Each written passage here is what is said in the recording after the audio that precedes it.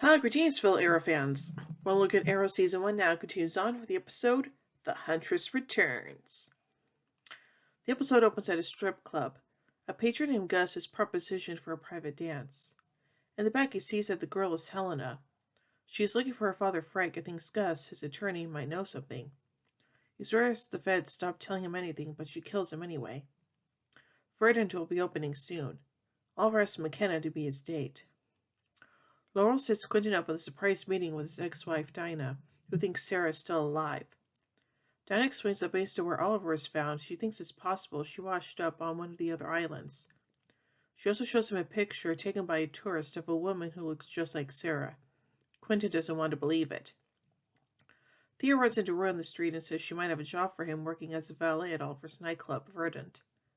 John shows Oliver a video of Helena killing Gus Sabatoni. John thinks Helena is dangerous and Oliver asks him to look into finding her. Oliver comes home and finds Helena sitting with Thea on the couch. She tells him Frank just got a deal with the FBI and the Justice Department to testify against the East Coast family and will be getting out in protective custody in 24 hours. She wants help taking him down, but Oliver thinks it will be murder. Helena makes a veiled threat against Oliver's family.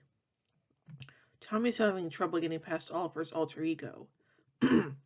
Flashback to the island. Oliver and Slade discuss what Edward might be planning with this arsenal of missiles.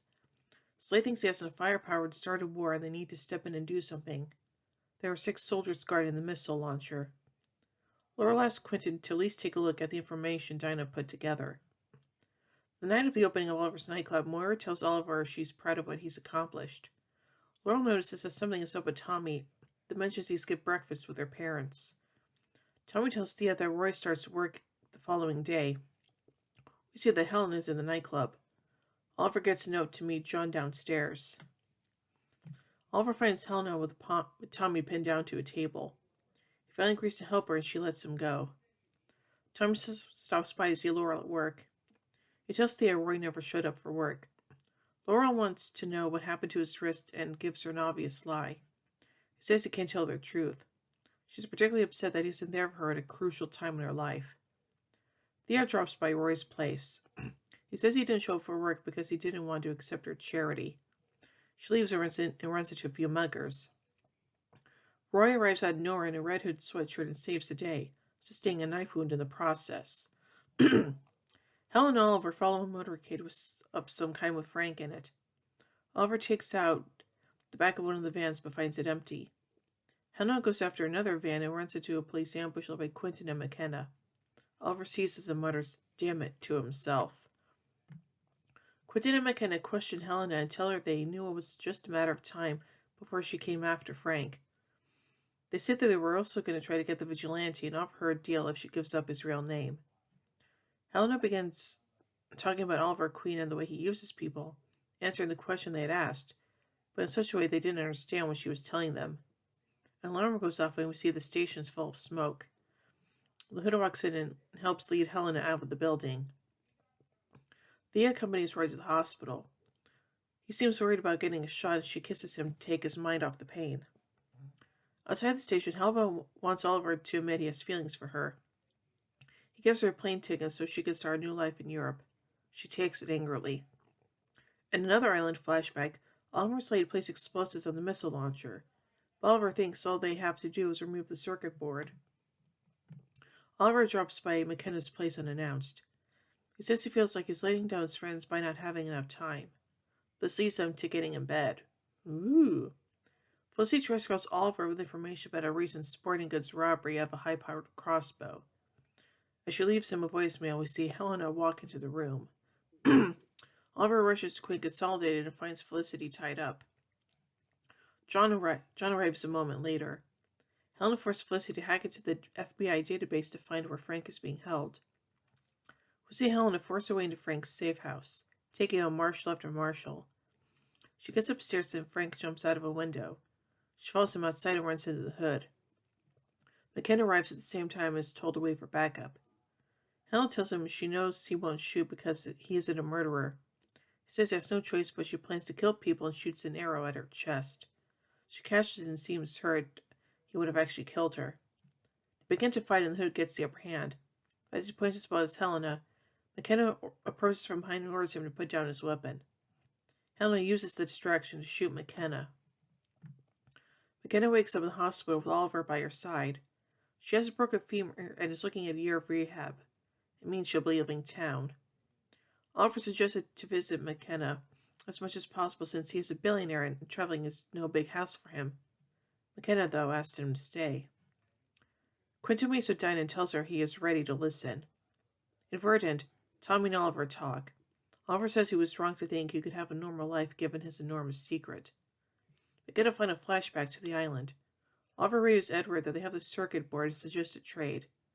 They will give him the board in exchange for a way off the island. Dun dun dun. So let's take a look at some trivia surrounding this episode. The name of Oliver's club is Verdant, which means green with vegetation or covered with green growth, which is befitting as the Hood's outfit is green. The logo also resembles an arrowhead.